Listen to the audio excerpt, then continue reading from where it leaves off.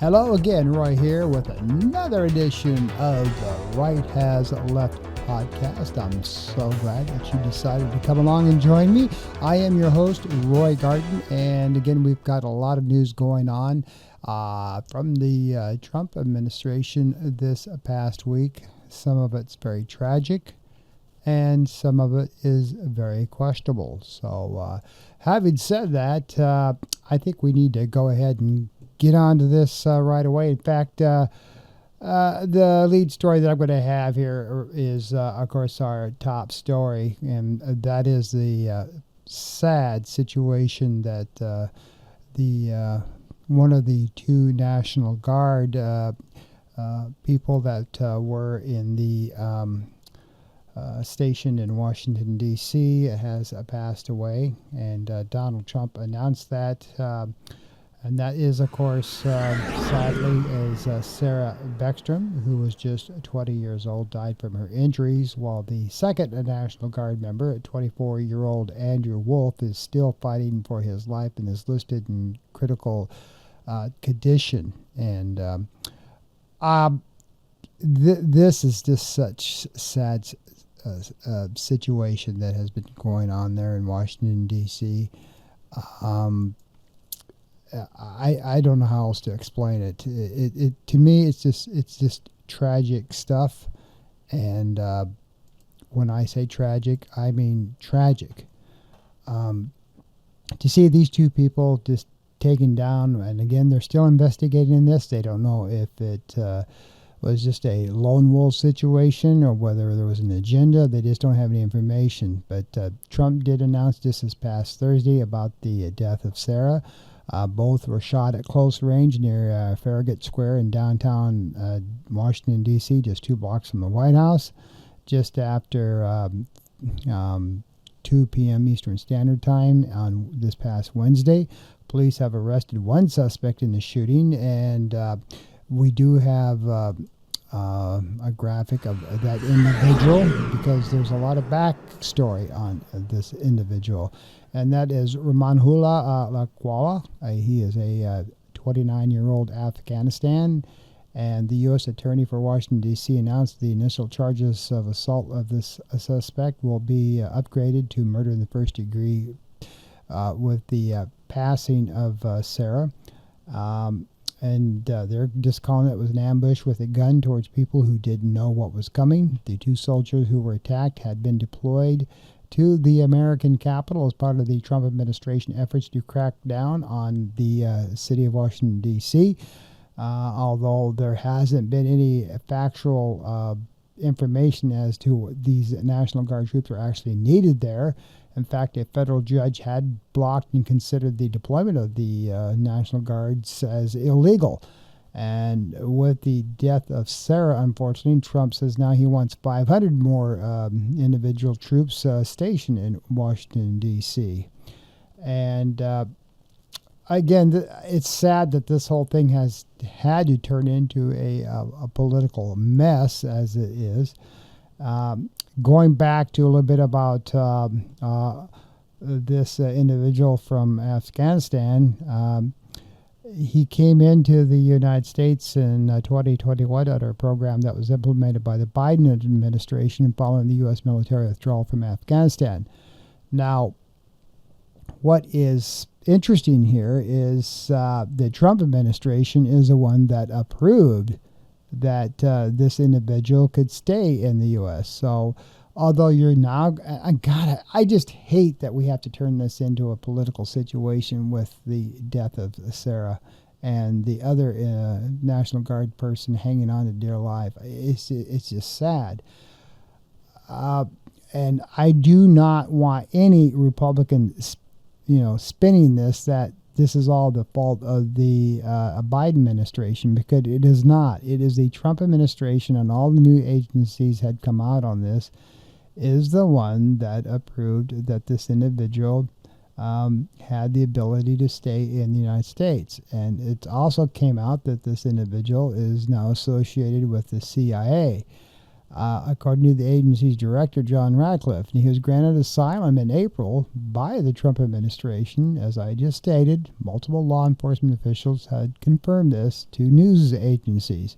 Trump called the shooting an act of terror in remarks from his Mar-a-Lago club in Palm Beach, Florida. Just this past Wednesday, the president called for a re-examination of every person from Afghanistan who came to the United States under the President Joe Biden and criticized what he claimed there were millions of unknown and unvetted foreigners. But again, the Trump administration vetted this guy and gave him permission to be in the U.S., and he had Central Intelligence Agency's ties when he was younger, when he was over in Afghanistan. Now, please, let's just stop the political bouncing back and forth over this. Again, the suspect was here since 2021. In fact, September 8th to be exact, and he's part of the program called Operation Allies Welcome. Homeland Security Secretary Kristi Noem said Wednesday night he was granted asylum earlier this year under the Trump administration after applying in 2024 for multiple law enforcement officials did, of course, I just mentioned, confirmed that more than 190,000 Afghanistans have been resettled in the United States under both operations of the Allies Welcome and the program that replaced it, now known as Enduring Welcome, according to the State Department. So, my final say on this is, me personally, I don't think, these lives could have been spared, or this one life, and again, the other one's hanging on to just by a needle.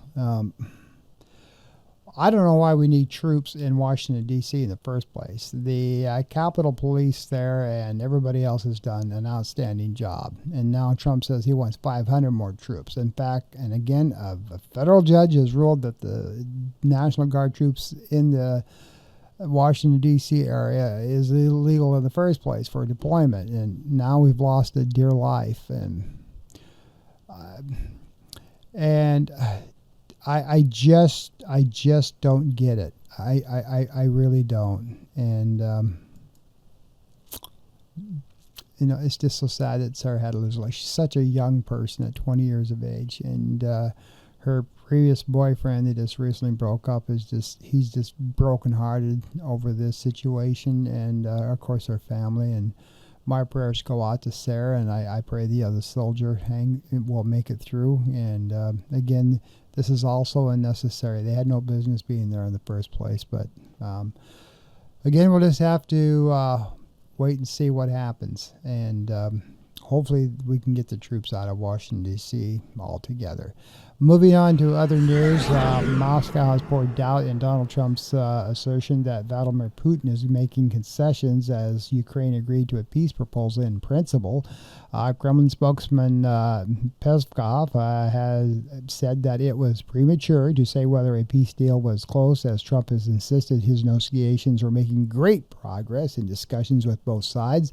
Trump had assured that Russia was cooperating with the proposals, and he was offering a promise to stop fighting after Ukraine was forced to weigh in minimal concessions presented in draft. Kremlin aide Yuri Oskov has said this past Wednesday, that the talks with the U.S. in Abu Dhabi this week did not discuss peace terms at all. So here you go again with Trump saying, hey, everything's going great. We're making great strides. And, of course, Russia's saying, not so fast. And this always goes on, with Trump. He likes to spin a positive spin on everything, that everything's going great and beautiful. And then Russia, of course, when they get to the press, they say not so fast. He said that they still require serious analysis. Moscow is now looking to receive the United States envoy Steve Witkoff to discuss a possible end to the war as soon as next week, after Trump waived his Thursday deadline for Ukraine to agree to terms. You remember this? Trump said that you got to Thanksgiving and you better sign on the dotted line. And, of course, that's come and gone. So, again, with Donald Trump, you just got to take everything he says with a grain of salt. The guy loves to go on about beautiful things, great things, everything's wonderful, and then of course time comes and goes, and that's how you got the nickname, Taco. Trump always waffles. He makes concessions and then goes on and on and on and says other things, and I want peace at the Ukraine. I want peace in Palestine. I want all this crap to come to a screeching halt and end as soon as possible. But, when you're dealing with countries like this, with Russia and then, of course, Israel and Palestine, and it goes on and on. Getting back to Ukraine, they said that, okay, you can have a little piece of this land if you want, and let's just get this thing to a screeching halt. Too many lives have been lost. And, of course, Russia, they're actually pulling the strings here. I mean, it already came out in the news that, the peace deal all favors Russia and nothing for Ukraine. And, Putin, has got Trump over a barrel. But I hope to God that that this thing comes to a screeching halt. I really, really do, because it's getting to the point now that it's got to stop. It just actually does. All right, moving on to other news. A group of Democratic lawmakers who encourage United States troops to disobey any orders they deem illegal are pushing back on an alleged federal inquiry into their actions. U.S. Senator Elisa Slotkin of Michigan said that the FBI notified the 6 lawmakers of its investigation on Monday. Good old Kash Patel, by God, let's get in there and take care of this, And again, Kash is already in trouble. I'm going to get to that a little bit later on my podcast here. But, Trump ordered the FBI to take a look at these 6 Dems and see if they made illegal comments in reference to their video. And in case you missed it, here's that video I'm speaking about. I'm Senator Elissa Slotkin. Senator Mark Kelly. Representative Chris DeLuzio. Congresswoman Maggie Goodlander. Representative Chrissy Houlihan. Congressman Jason Crow. I was a captain in the United States Navy. Former CIA officer. Former Navy. Former paratrooper and Army Ranger. Former intelligence officer. Former Air Force. We want to speak directly to members of the military and the intelligence community who take risks each day to keep Americans safe.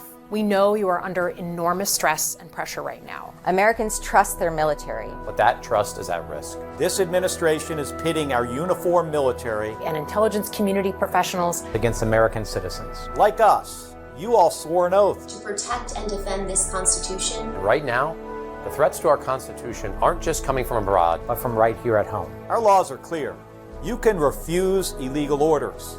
You can refuse illegal orders. You must refuse illegal orders. No one has to carry out orders that violate the law or our Constitution. We know this is hard, and that it's a difficult time to be a public servant. But whether you're serving in the CIA, the Army, or Navy, the Air Force, your vigilance is critical. And know that we have your back.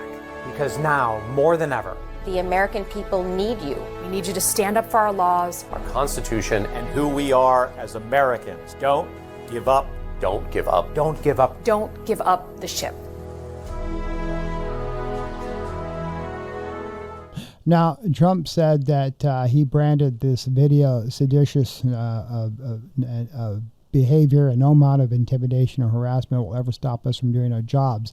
So said the Democrats. And 4 Democrats in the United States House of Representatives both said the same thing. We have the right to speak out. It's our First Amendment rights and our free speech to say what we want to say. And all we're saying is that to the United States military soldiers who are out there, that if you feel that what you're doing is unconstitutional, you do have the right to not obey those certain orders. Now, they're basically referring to these basically National Guard troops who are federalized and on domestic soil here in the United States about doing just harm to United States citizens.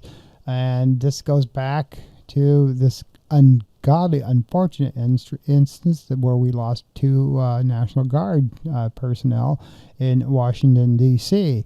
It was already stated that, Sarah herself had mixed feelings about going to Washington, D.C., but she did her military duty and decided to go. And look what happened to her. And this is all this is about. If you've seen the video and I just showed it, they're not saying disobey orders. They're just saying, if you feel that the orders that you are given violate the Constitution of the United States in reference to what you feel that you're doing, then you have the moral right to say, hey, is this actually right? So, and of course, the Pentagon has previously announced that it will review serious allegations of misconduct against Senator Mark Kelly of Arizona. So, now that's going on. And this guy right here, Pete Hegseth, Macho Man, has decided that he may bust the rank of Senator Mark Kelly by one rank and also maybe take away his pension.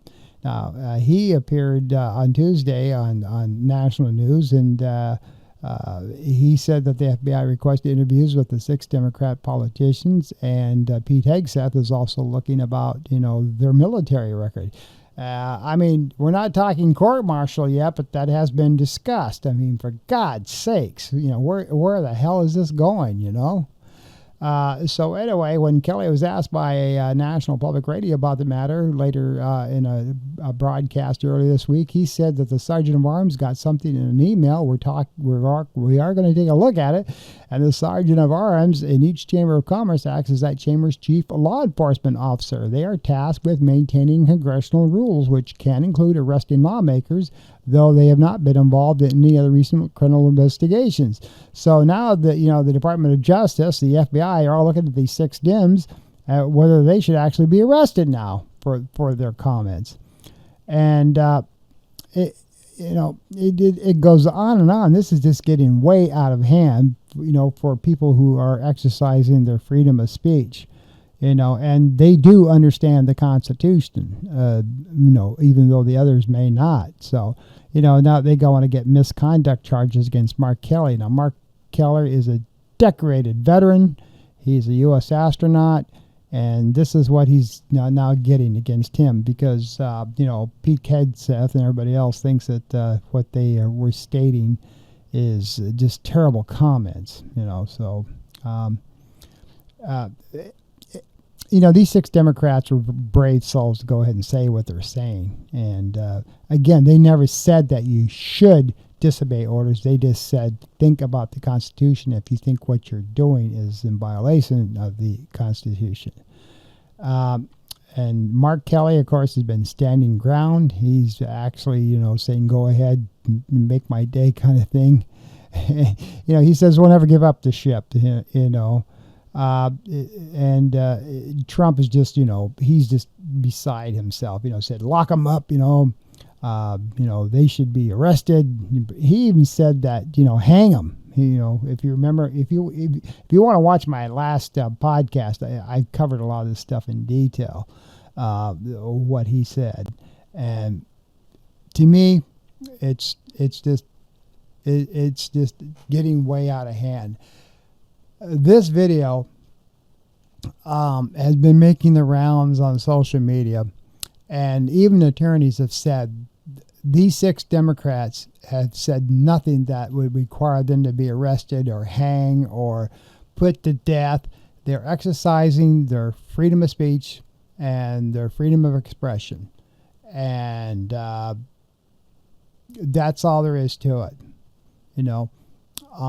You can take what they say with a grain of salt, but so far, everybody has said that these 6 Democrats have said absolutely nothing wrong. All right? So, and even though Mark Kelly wants to go ahead and said they have violated rank and service affiliation, and that they need to be busted in rank and they need to be perhaps court-martialed, that's just, Pete Hegseth on his rant and rave about macho military and rah, rah, rah, and, do changing things in the Department of War, and we're big, tough men now, and big, tough women, and you can't say things like that, and by God, I'll make sure that you're going to be taken care of. So, that's where it's going. And it's, the way I'm saying it, though, if they do bust Mark Kelly and they get a Democratic president there, they'll just restore his rank and also all the back pay that he may lost. So it's just, it's reckless is really what it is. So, and speaking of the FBI, let's take a look now at Mr. Kash Patel. So this guy, he's in hot water. He's come under fire for using taxpayer-funded resources like government planes and even SWAT for protection for personal reasons. When his girlfriend, country singer Alexis Wilkins, performed at an NRA convention, she had an FBI SWAT team as her bodyguard. Yeah, wow. And the agents were members of a special unit trained to rescue hostages and penetrate barricaded buildings, according to the New York Times. Once the team had secured the convention center, they departed. But Patel didn't like that. He repeatedly lambasted the team's commander for leaving Wilkins without protection while she chatted with fans on the convention floor. Hey, that's my girlfriend, by God, you need to watch out for her, I don't care who you are. I'm the FBI director. Take care of my little sweetie over there. So it's just the latest instance of Patel using taxpayer-funded resources for his own personal activities. He's been treating specialized FBI agents like they're, his own little butlers and butlesses and, everything else, and servants. And he's also making sure that they provide private security to his girlfriend, as well as jet setting across the globe on government planes, going to concerts and everything else. Former FBI agent Christopher O'Leary criticized Patel's actions, telling the New York Times that his use of the private plane and SWAT agents for his girlfriend's detail are indicative of his lack of leadership experience, judgment, and humility. And so, Patel's been doing all this, especially with his girlfriends, to show off what a big guy he is. And, thousands and thousands of dollars of our taxpayer dollars have been given to Patel to fly those jets. You know how much fuel they use per hour. I mean, think of Air Force One when Trump goes back and forth from Mar-a-Lago 2 or 3 times a week, and or globe hopping across the U.S. and the Secret Service detail. And Patel with his own FBI detail, security detail, and he's going to concerts and stuff and hanging out with his girlfriend, and you and I are all paying for that. Do you think that's right? I don't think so. Again, Trump is still backing Patel, said he's doing a great job. The other thing that Patel's been getting in trouble with is every time there's an incident going on, he spills all the beans and details about how it happened, what's going on, what the FBI is doing, and perhaps giving away classified information as to what, where, and how when an incident does occur. He's not, a good defense attorney can pick that all up and say, oh, okay, great, So even though publicly Trump is saying, I totally support Patel, there has been some behind-the-scenes stuff going on that perhaps they may be considering replacing Kash Patel. So news sources citing 3 unidentified people with knowledge of the situation said that Trump and his top aides have grown increasingly frustrated by the unflattering headlines Patel has generated, and they have confided to allies that Trump's weighing removing Patel and considering Andrew Bailey as the FBI's co-deputy director as his replacement if Patel continues to, create negative headlines. Trump does not like any kind of negative anything when it comes to him and his administration. And again, this has recently happened. An ABC News reporter has been disciplined and suspended. I don't know if they'll get their job back or not, because Caroline Levitt whined and bellyached to ABC News that this guy was asking unflattering questions to President Trump, and they didn't like it. Again, this White House and this administration wants to control the media, all the major networks, and just do nothing but report favorable, positive things about this administration. If you say anything negative, we don't like it, and now that we control the FCC, we'll sick them on you, so you can perhaps lose your broadcast license, or we're going to make things extremely miserable for you. So we're telling all you in the media, when we say jump, you're going to say how high. And you have no right to criticize anybody. There is no freedom of the press in this administration unless you say nice things. So this is the last, the most recent thing that has happened. So, this is what we've got now, ladies and gentlemen. So, again, the director of the National Intelligence and the Secretary of Defense has previously called for stripping the FBI of its intelligence gathering role and purging its ranks of any employee who refuses to support Trump's agenda. And of course, Caroline Leavitt, whom I just mentioned, she's saying this stuff's all made up, about Patel and his jet and his going to concerts and his girlfriend. Although, it's all out there for everybody to see. It's all been documented, and but of course Caroline Leavitt, she's that other person in the White House that she'll cover Trump's hind end and everybody else in his administration and say whatever they tell her to say. She's young, she's vulnerable, and again, of all the White House press people that I have seen, she's one of the only one, in fact, in my years of work seeing. I've actually worked on visited and worked with the White House press corps once in my professional life as a journalist, so I know how these people work. And it's just that although they're supposed to give positive spins on everything, some of her stuff is so far off left field that it's actually kind of funny. So she posted a photo of Trump and Patel that she said was taking the Oval Office this past Tuesday, all buddy-buddy, arms around each other. Hey, I like this guy. He's so great.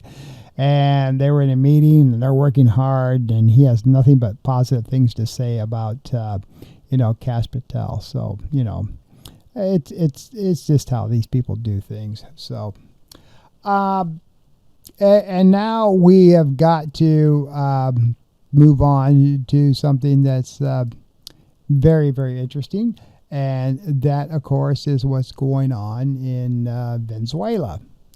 Now, Colombian President Gustavo Petro said in a news interview that oil is actually the real reason of all this stuff going on in Venezuela. And what we're having going on here now with Venezuela is President Trump, in his push to control so-called illegal drugs coming out of Venezuela, that he is actually now considering putting boots on the ground in Venezuela. Watch this brief clip. Well, I don't want to tell you exactly, but we are certainly looking at land now because we've got the sea very well under control. Now, as you watch this video with the president of Venezuela, again with the Colombian president who has full knowledge of what's going on in Venezuela, he said that oil is actually the center of all of this, and the Trump administration's pressure campaign on Venezuela, instead of the fight against narcotics, it's really about oil. And I tend to agree with him. I don't care where we actually do our fighting. Well, I do care, but, in the Middle East, going clear back to, President Reagan and our other presidents that we have had, it's all about oil. It really is. When you get down to the brass tactics, whether it's Bush, whether it's Obama, when we get into situations in the Middle East and now with Venezuela, it's about the oil. We want to control their oil.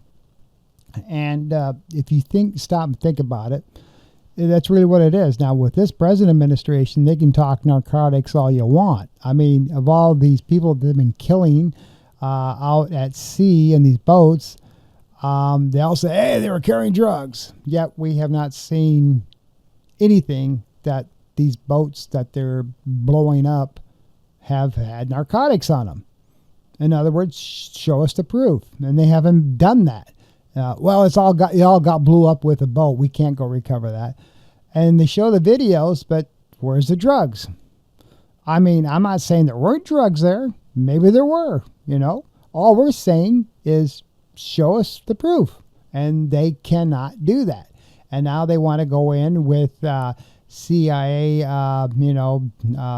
troops and background of certain people going there in a covert operations, and now perhaps put our military in there. We already got the whole side of the country surrounded with our ships, and whether they're going to start launching missiles and guns at their shorelines, I don't know. But this guy's pretty much on target. It's really about the oil that's there. I mean, I want the drug stop too. That's great. You know, if we can stop the narcotics coming in the United States, that would be wonderful. But I bet you, like this guy is saying, when you really get into the crux of things, it's about the oil. And I think this guy is right on. So, as this guy said, he's not thinking about the democratization of Venezuela, let alone the narcotics trafficking. The South American president said, who last month was sanctioned by the Trump administration for even opening his mouth and talking about oil.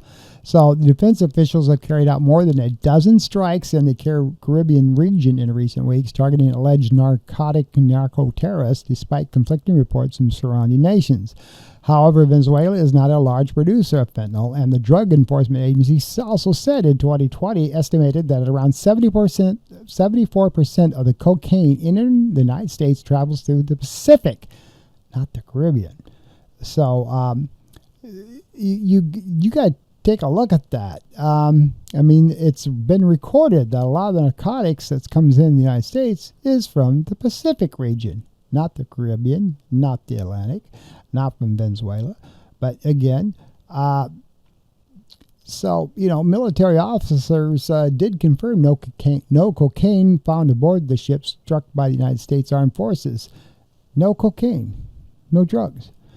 And, no Colombian investigation has shown us a relationship between Colombian drug trafficking and Venezuela, the president, Maduro. So the remarks came as the Trump administration had intensified its efforts to get this guy out of office, Maduro. So the White House recently labeled the Maduro-linked cartel de los Solos as a foreign terrorist organization, so that gives them more authority to, carry out these strikes, granting the United States opportunity to use lethal force against the entity under that particular clause, and any parties tied to it. So Trump said he might talk to Maduro soon, but not specify the objective of the strikes on Venezuela. So here you go. To summarize all this, they keep talking about all the drugs that are on these boats. They're blowing them up in international waters.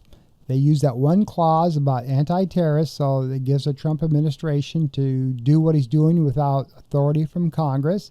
And now he's saying he's getting ready to perhaps put boots on the ground and using perhaps CIA operatives to continue to look for those so-called isolated drug strongholds in Venezuela. It's all about getting Maduro out of office so they can find really somebody friendly so they can continue to monitor the oil that's in Venezuela. And there is a lot of oil in Venezuela. And as I just said in this report, over 75% of the drugs that come in the U.S. come from the Pacific region, not from the Atlantic region, and not from the Caribbean area. Although I'm sure there's some, but again, we don't know because we don't ever see any proof. They blow these boats up with people in them, and they don't produce any drugs. So, but they've had a couple seen. Well, this came from that boat, and they'll show some stashed drugs and stuff from the cameras. How do we know that? But so it goes. So it goes. Yeah, So let's move on to some other news. This is actually kind of good news, and this has to deal with James Comey and Miss James. Yeah, a federal judge dismissed the cases against two of the President Trump's political adversaries this past Monday after finding that the prosecutor Trump handpicked to pursue charges against them was awfully unappointed. She absolutely had no authority to actually prosecute these particular two people. So U.S. District Judge Cameron Curry said that Lindsay Halligan, this lady right here, The U.S. attorney that was selected by Trump to prosecute former FBI Director James Comey and New York Attorney General Letitia James was never eligible to assume the post. A 120-day clock on interim appointments expired during the previous prosecutor's tenure, the judge said, meaning that the authority to appoint a replacement fell within the district's federal judges, not Attorney General Pam Bondi. So if you remember about all of this stuff, Pam Bondi appointed this lady here who had absolutely zero experience in handling anything. She was a former news journalist. She didn't do things right, but Pam Bondi, because Trump told her to, appointed this lady to handle the charges against Letitia James and James Comey. And it all went south. You know, the grand jury, everything. It just went all south. And she had no authority in the first place to even bring charges against him.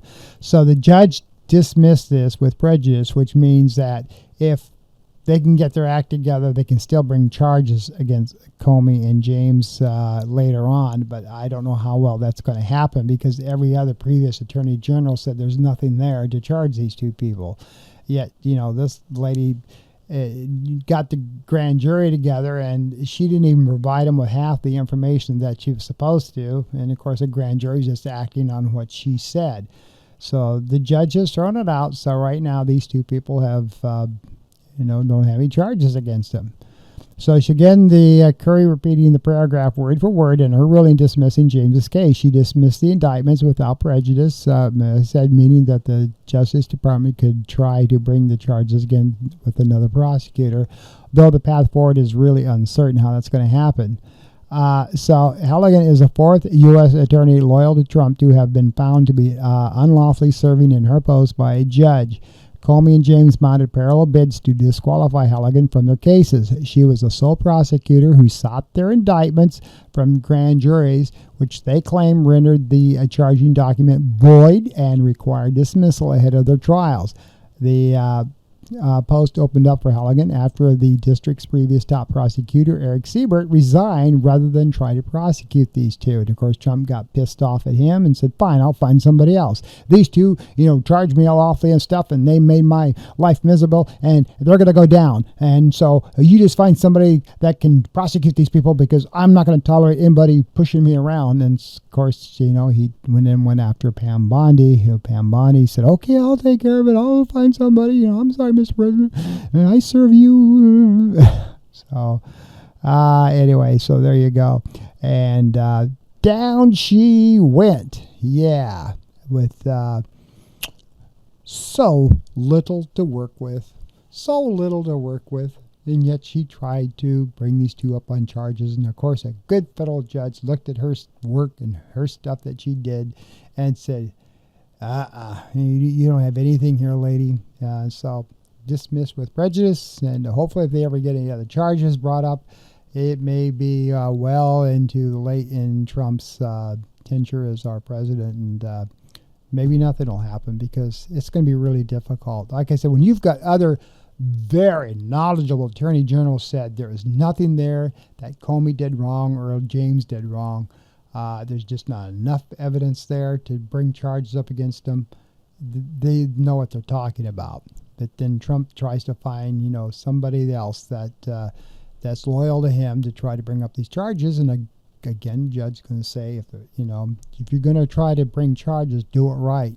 And there you go. So that is my podcast for The Left Has Right. I hope you've enjoyed it. I look forward to your comments. Again, my deepest sympathy for Sarah, and I hope the other soldier pulls through.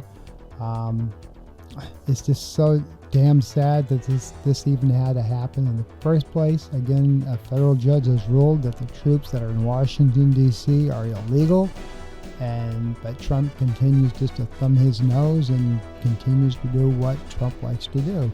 And this is what happens. Dear God. I just hope that, we can get through all this and things can work out. And my deepest sympathy to Sarah's family. All right. You try to have a good week. Until next time, we'll talk later.